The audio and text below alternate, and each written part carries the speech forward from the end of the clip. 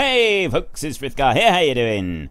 I have baled up the two fields over here near where the sheep farm is, and I've moved the Ford and the new John Deere baler that we bought over to the other two fields over there, so we're going to start baling those today. I just wanted to show you the bales that we've got out here lying in the field, all done, ready to go. We've harvested everything over here, so these fields are pretty much done with, and we don't really have a lot of plans to do anything else with them until next spring. I mean, we will...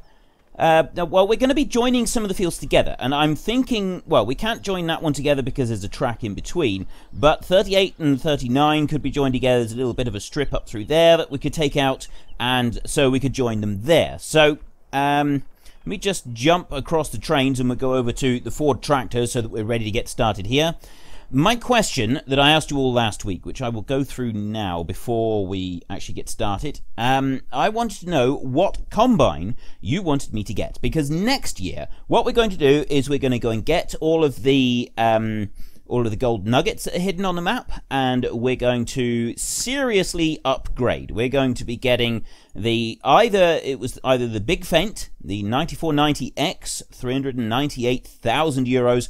I said the Lexion big because that one had the same size header as the others. Well, same size header as the Fendt, anyway.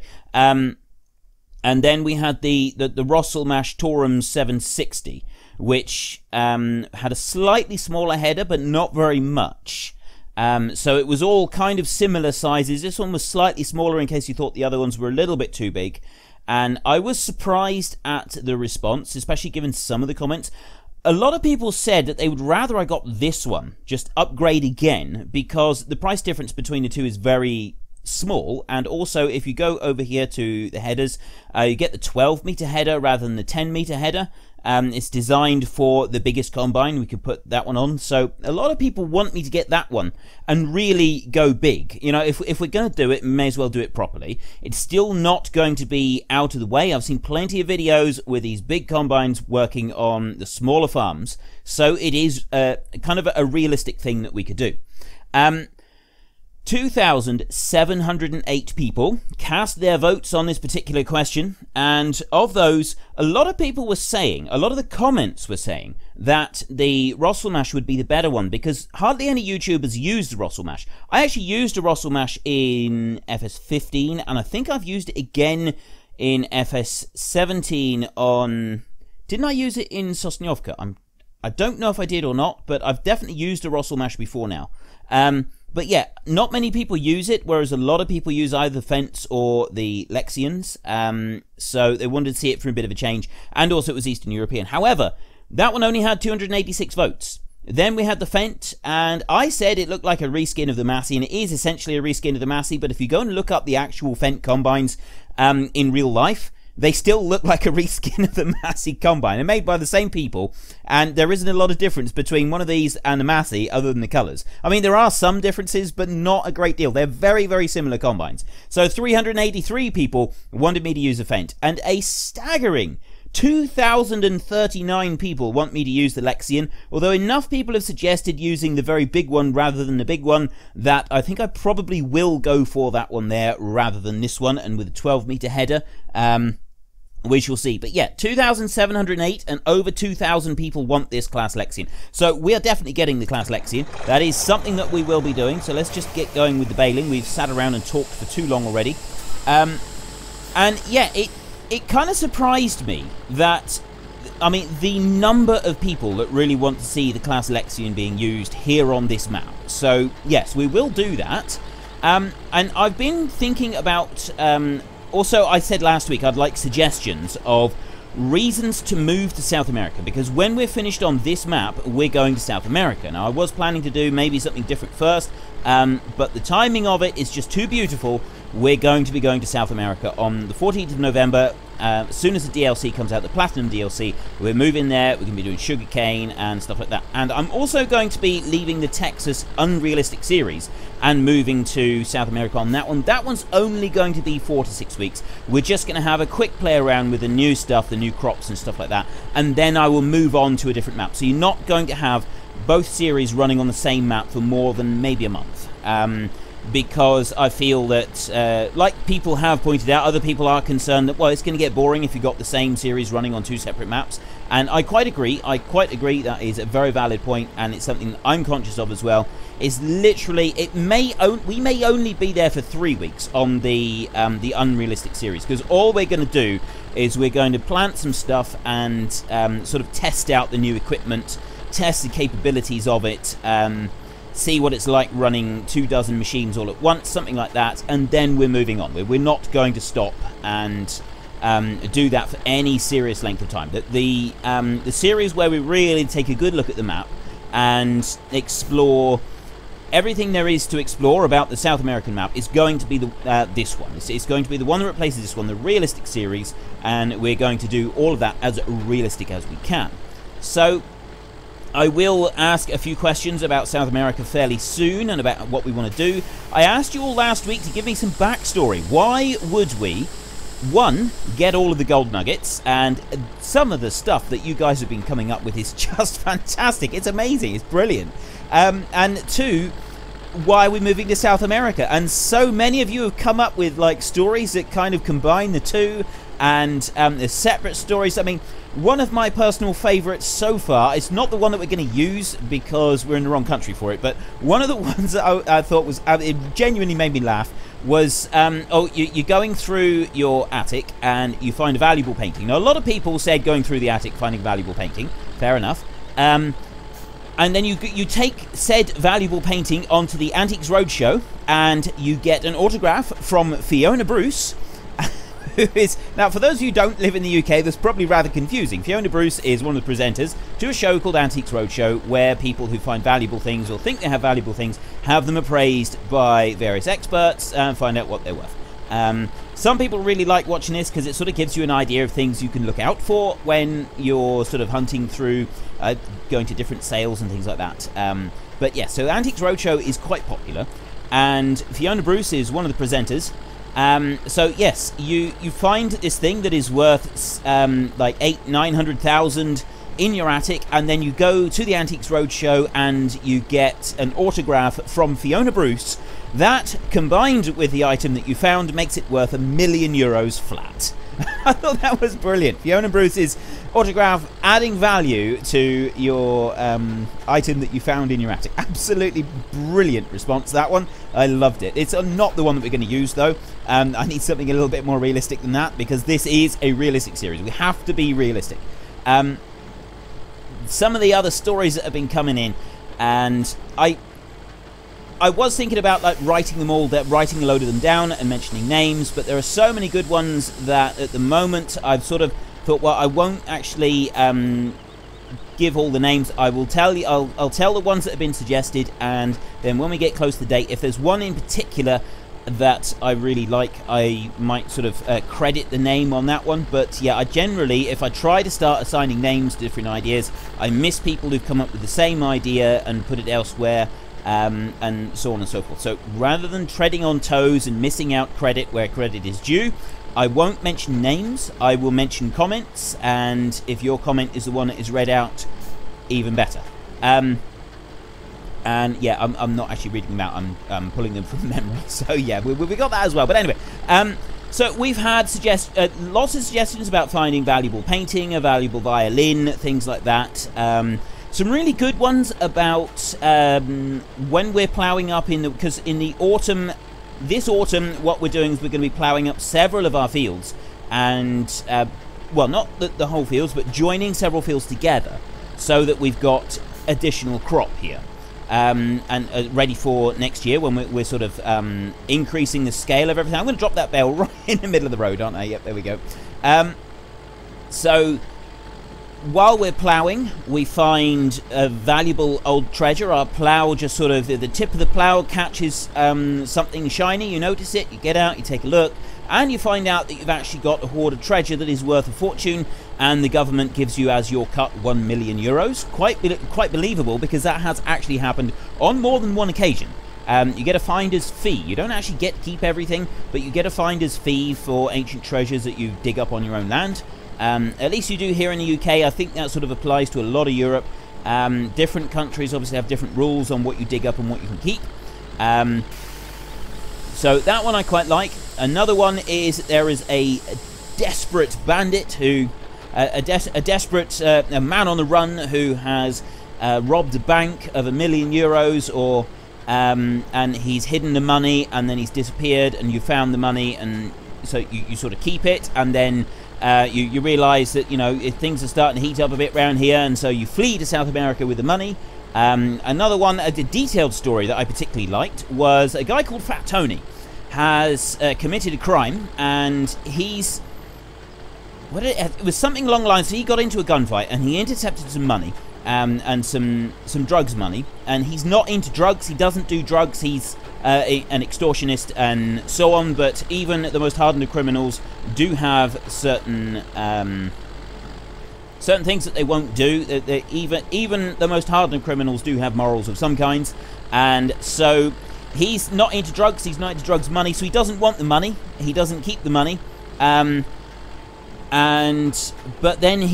so he stashes it, but then he gets into a gunfight with the police over something else, and he gets killed, and then, so nobody quite knows who owns the money or where the money has come from. Nobody really wants the money because of the drug lords involved with the money, and it's really, really dangerous, like super hot property. You inform the police when you find the money hidden in a shed on your farm. You found this money. It's like, well, it's not ours, it's not Fat Tony's, and yeah, we're not getting involved. So literally the police refuse to take the money, and so you're left with €1 million, which I thought was actually pretty cool. That was a nice detailed story. People's suggestions about suing different people. We've got to go and buy... We still haven't bought the vitamin. We need to buy the vitamin and replace the one that was stolen. And several people suggested perhaps we should sue the insurance company because of them refusing to pay out.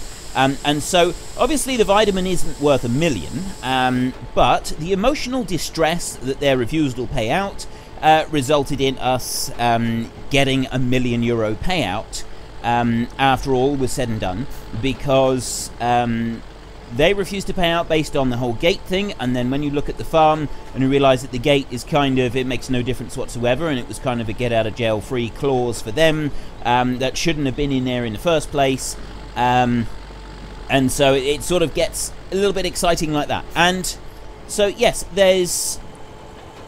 that's quite an interesting story. I don't really like the idea of suing people, so we're probably not going to use the whole suing people thing. And then you've got, what was some of the others? Oh, another one was you were working for someone, and this one I will actually mention because it's specific to him, and I have mentioned it before as is it Sandwich Man in Putis Land or something? I genuinely can't remember his full name. It's not his real name. He had an accident on a farm that he works on, and unfortunately he broke his foot after a 6-ton slurry spreader landed on his toes. Not a really good idea, by the way, to drop a 6-ton slurry spreader on your toes. I wouldn't recommend it. It's certainly not up there with my list of things to do in the future.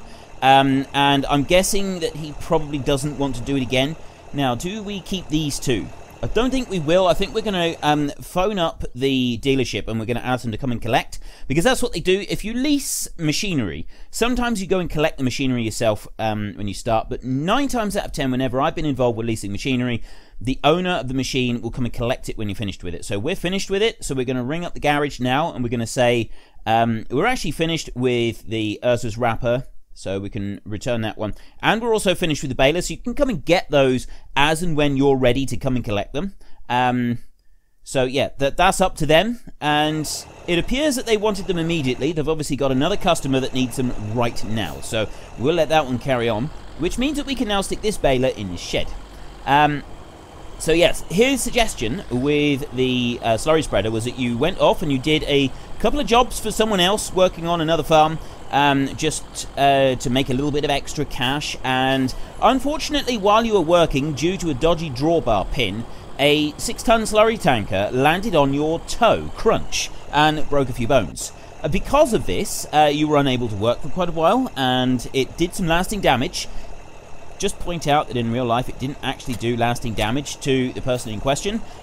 He is making a full recovery and is expected to not have any lasting damage whatsoever, but in our scenario, it did leave some lasting damage, and unfortunately, because of this lasting damage, I'm looking for my trailer.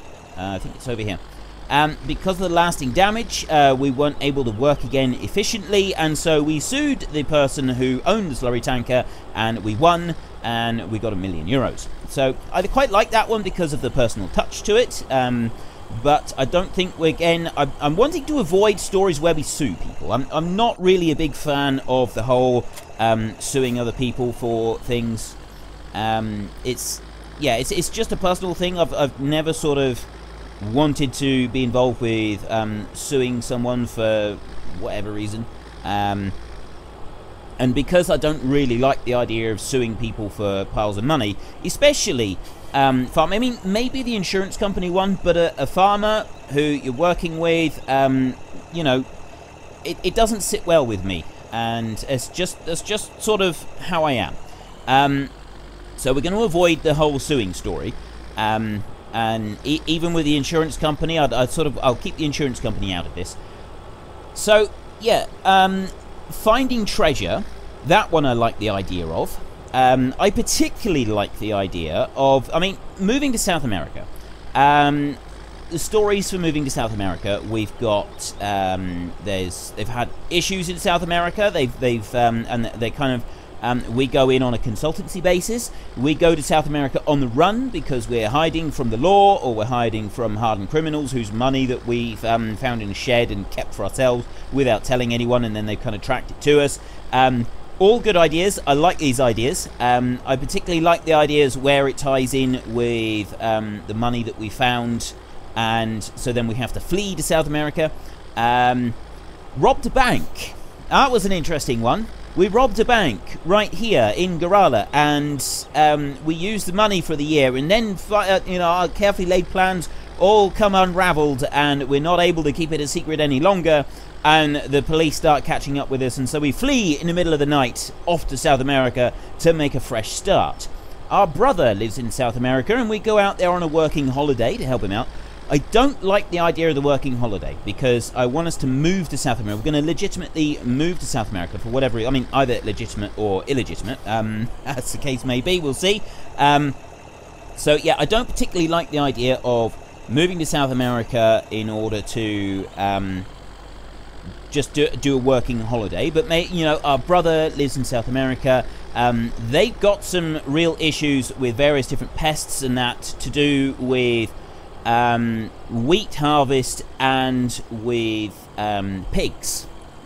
Pigs is an excellent. It was just to do with stock. I mean, stock was generally mentioned, but I'm wanting to do pigs in South America, and I'm wanting to do the cows as well because the cows are a different breed. I mean, I imagine that the actual numbers will be the same, but still, it could be interesting doing like the different animals. So we've got the pigs in South America, and so we go there to offer our expertise on those and the cows, or we go there to learn about how they farm their cows, because they've got the Brahman cows, which are rather different to the cows that we have over here. I mean, look at those cows there. Those don't look like anything like Brahmans at all. Those are dairy cows, whereas Brahmans are dairy and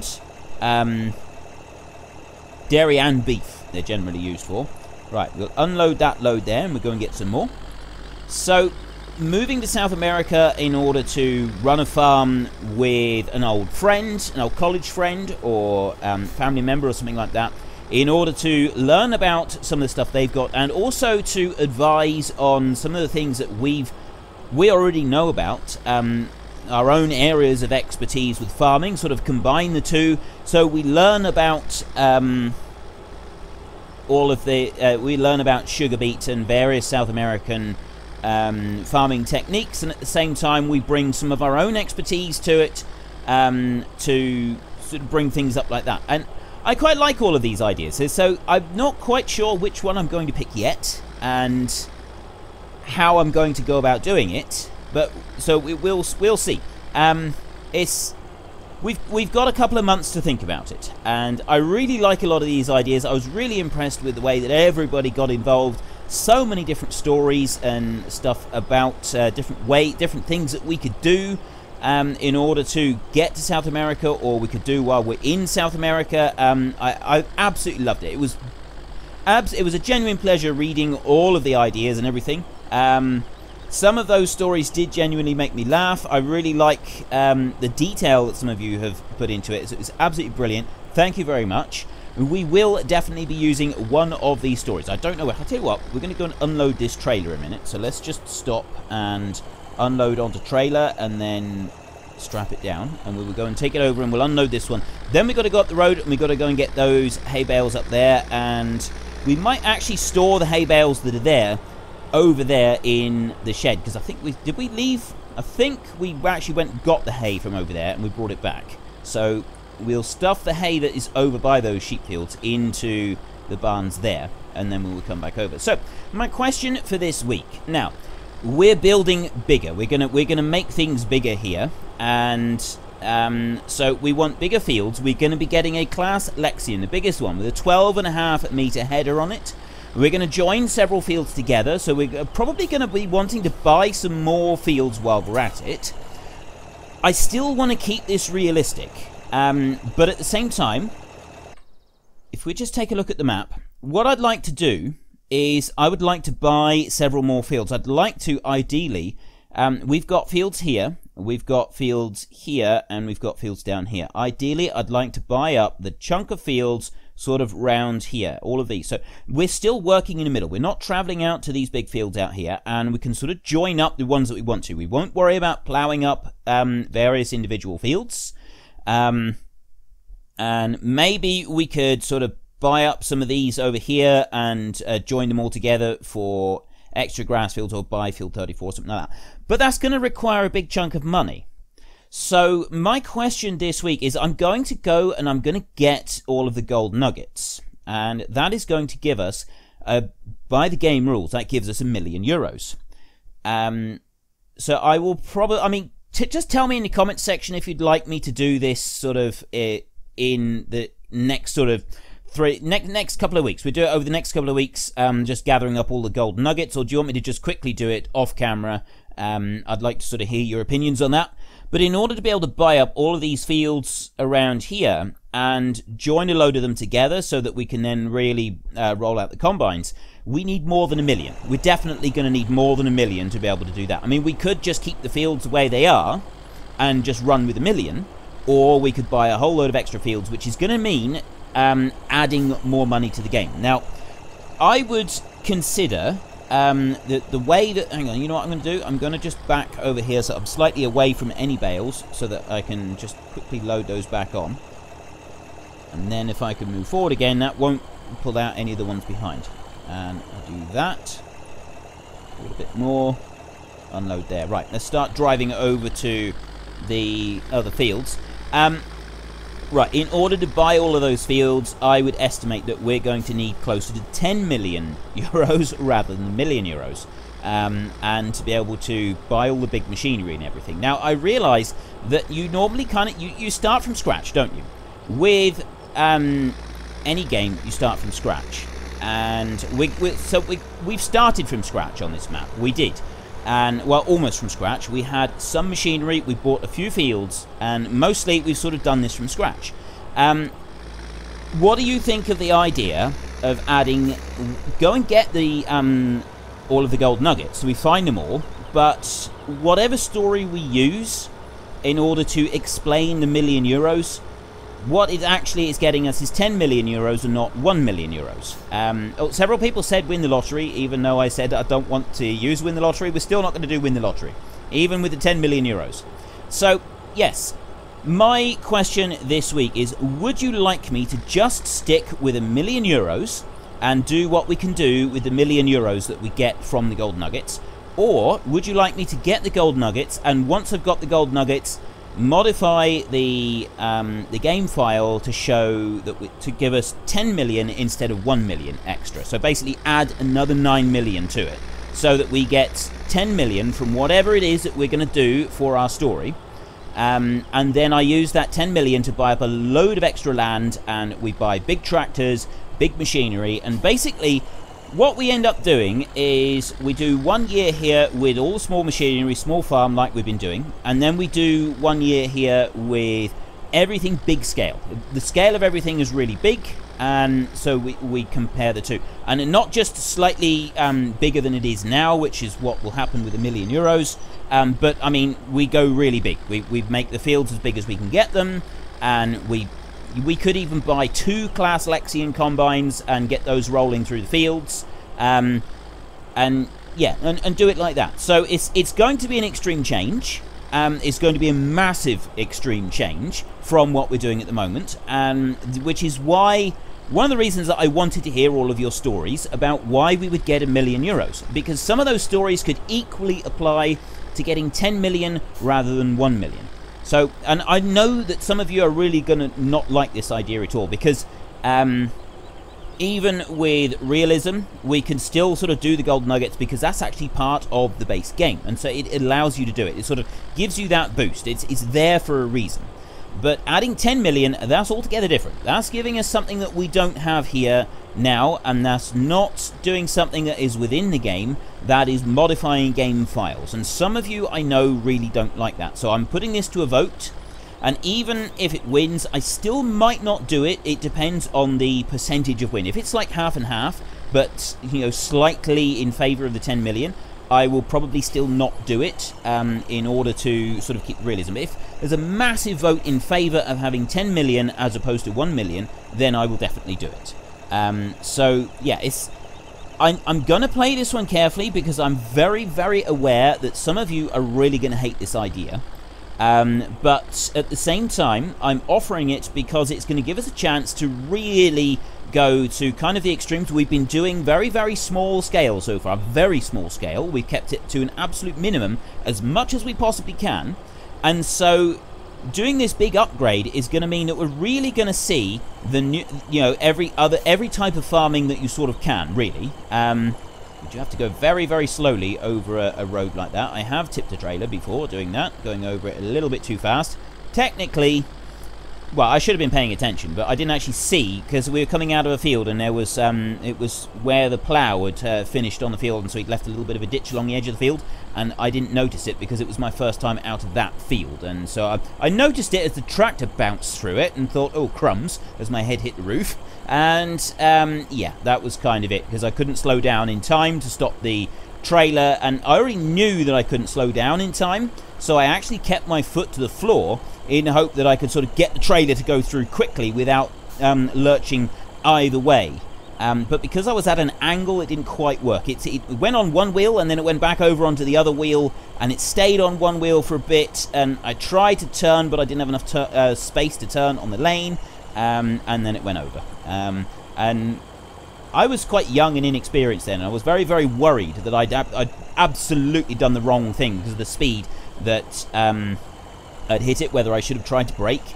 And an experienced tractor driver who had seen me do it, right, I'm trying to just back this in so that we can tip straight into the shed.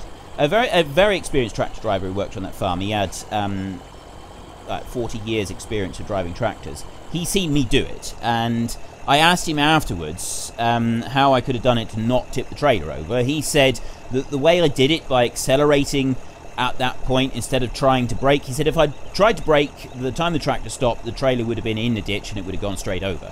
He said that literally the way I did it was about the only way that could have done it. And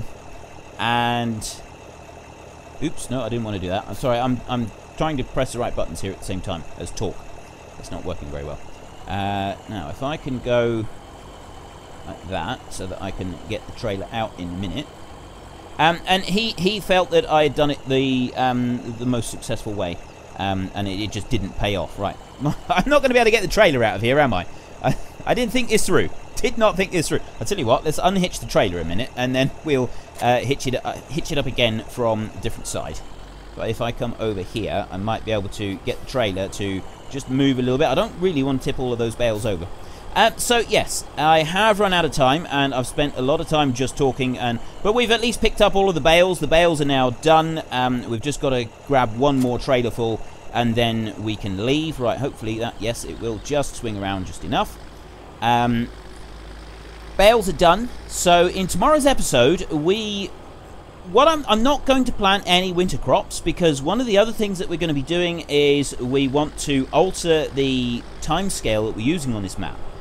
We want to go down to 6 days per season instead of doing the 12 days per season. We've all agreed now that that was actually a bit of a mistake at the start when we started with Seasons Mod. So we're going to be altering that. So we're not planting any autumn crops. We don't really have enough slurry and manure to do any muck spreading. I mean, there is a little bit of manure, so maybe we could do like an episode of slurry and manure spreading both together. We could get a small spreader and just give that a go. And I mean, there is one particular spreader that I would like to try to use, if I can. And so we'll see. I genuinely don't remember if I've asked you a question about which manure spreader we should be using on this map. And if I have, you know, I genuinely can't remember now if we have, because, yeah, did I ask you a question about manure spreaders? Pretty sure did I or not? If I have, I really apologise, because what I'd like to do is I'd like to use that one there, the one that just spreads to the side. I'd like to use that one and do a little bit of muck spreading. And so we'll probably do some muck spreading and slurry spreading tomorrow. And then that's going to be most of the stuff done for the autumn, I should think. That'll be about it. And then the next thing that we need to do is start getting ready for winter. We've got some trees that we need to move. And I also we can start getting prepared for however it is that you want to do. Maybe we'll go and hunt for a few gold nuggets or something like that. Right, one thing we do need to do is stop loading, unload onto the trailer, straps down, and we can get across here. Slowly does it. We don't want to tip this trailer over. So yeah, do you want me, when I have found a million gold nuggets, when I found 100 gold nuggets and it has credited 1 million euros to the account, do you want me to alter it so that we in fact gain 10 million euros to the account and we can sort of go on a much bigger scale? It would involve buying up a lot of these fields, as many as we can. We'll start right in the middle here and we'll buy a line of them. We'll like buy that group there and here, and we'll get some of these here around the edges so that we can expand our fields in the most sort of logical progression that we can. So like those two there, that's a bank there, so that can't be expanded. That one there is a fair size, we'd get that. Those two would join together. Down here we would get 68 and join that one into 69, and yeah, a few others as well. But so that would require the full 10 million. We would need 10 million euros in order to do something like that. So would you like me to do it? Do you think that getting 10 million euros is acceptable, or do you is that just too much? Is, you know, because I am very well aware that for some of you that is going to be too much. It's too unrealistic. You don't want to see anything like that being done. You'd rather I just stuck to the 1 million that we've now planned and we sort of run it from there. So it's your vote, it's your game. Head in the comment section down below, let us know which one you want and why, and of course don't forget to actually cast your vote in the top right hand corner. Do you want me to stick to just 1 million euros, or would you rather, when I've gotten all the gold nuggets, we say that we got 10 million euros instead of 1 million? And whatever you vote for this time, we will, when we're getting our story as to why we've gotten the million in the first place, we will, right, I've nudged those bales, and I think they're actually sticking out too far, so what we're going to do is we're just going to use the tractor to nudge them back in again, rather than anything else. It's going to save me driving all the way up here with a loader in order to shunt them in. We've got to shunt the bales in down the bottom. I've run right out of time now, so yeah.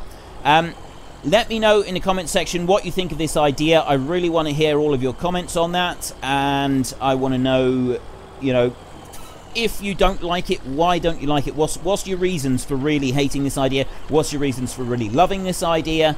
Do you think that this is sort of a good approach to try getting two different gameplay styles going on the one map? Or do you think that we should really stick to one style of running a map and then do a different map for a different style of gameplay? What would you like to see? And we are, because of the responses that I've been getting, we're definitely going to be going for 1 million euros. We're definitely going to be getting the gold nuggets, so we will be upgrading a bit. But how much of this upgrade do you like? Some of you aren't going to like this idea at all. So yeah, I really want to hear all about your views and your thoughts on this whole upgrading everything so we've got a massive farm for year 2. And we will only have time on this map for doing 2 years, because then we're moving to South America. We're not going to be running seasons in South America, so we will be doing pigs, because at the moment pigs don't work with seasons, which is a bit unfortunate. At some point they probably will, but at the moment they don't work with seasons. I mean, they do work. You can still do pigs. It's just that they're not profitable. You can't actually make any money out of pigs in seasons because of the whole prices and the prices you get for grain and everything else. It ends up losing you money. I think if you don't take into account the money you would otherwise have gotten for selling grain, you kind of break even, or you make a little bit of profit. But as soon as you take into account the actual money you would have gotten for selling your grain, even at medium prices rather than high prices, then you start to pull in a massive loss. And that's why we're saying that pigs don't work. But yeah. Anyway, that's all aside. If you enjoyed this episode, then please head down below and give us a like. And if you really enjoyed it, then please tell your friends all about me. Get them to come and watch as well. That would be awesome. But until next time, thank you very much for watching. This is Frithgar. Goodbye, and see you later.